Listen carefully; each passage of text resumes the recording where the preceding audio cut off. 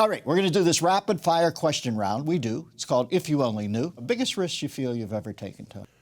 Jumping out of a plane. Oh, you did? Yeah, did that last year. Tethered to somebody or on your own? I had the God, I forgot their name, the Golden Knights or whatever. Yeah.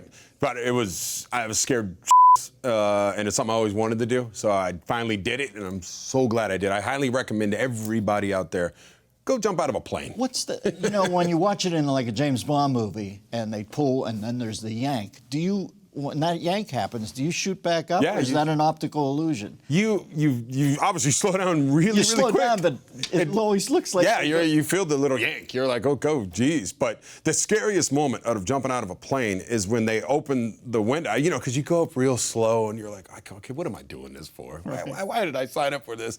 And then they open it up and you look out the window, and I was the first one up, and I'm looking out the window and I'm like, oh, what the hell am I thinking? Like, why would I do this? And he goes, 1, 2, 3, and you go, and it's like your heart, but beautiful. You look out and you feel the wind going at your face. I don't know how, I think you're going 180 miles per hour, whatever it is, and you're falling at the earth. And now you're trying to have as good a time as you can, and the guy's like trying to yell, yeah, woo, woo, woo. But in your mind, you're like, man, what if this chute doesn't open up a little bit? But when you get to the ground, you get this feeling just came over me, like, wow, check, that right. I'm getting better. Right. Like, this just made me a better person because, once again, I looked fear in the face and I won. Proudest accomplishment? Probably my family, my wife, my kids. Kids are good. They're good. They're good kids. They really are. Everyone's like, my kids are good. No, my kids are really good. Like, but just getting to this point in my life, and I got a wife that I love, that we get along great. I know guys have been married as long as I have, and they're miserable.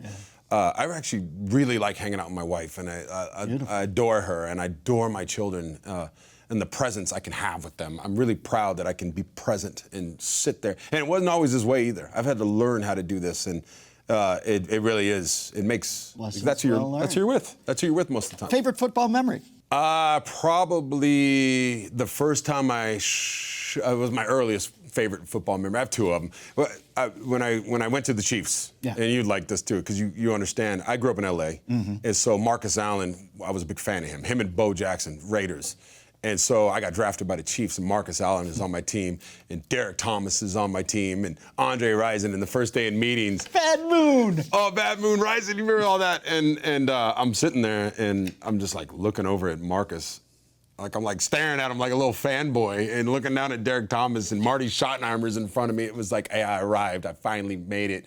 And then the second time is when I broke the touchdown record for the most touchdowns ever by a tight end. I needed one to tie and one to break it, and I did that all in one game on a beautiful sunny day in December in Kansas City, home game with the family there. It was just I think we won 2 or 3 games that year. We won that game, so it just aligned perfectly. Funniest teammate you ever had? Who made you laugh your ass? Funny? God, there's a whole bunch. Yeah. The locker room, by the way, Great. It is just it's a show. And usually it's always the DBs. I don't know why. I always try to psychologically think, why are the DBs? Why are they the most flamboyant, funny, loudest guy? Probably because I think the nature of the position. It's an insecure position. They're on an island. They got to entertain themselves on the island. Probably one of my good friends, Jason Dunn. He was probably the best blocking tight end ever in the history of NFL. He was a fun dude, and I was around him a lot. And that's probably him. Amazing blocker, huh? Yeah. Oh, he is. To me, he was about 285 pounds. He'll get mad at me. I was 260. He was 285 pounds, and he would claw people. And but one of the best teammates. Just a heart of fun. So much fun. Never miss a beat. Subscribe to Larry King now and watch new episodes every day.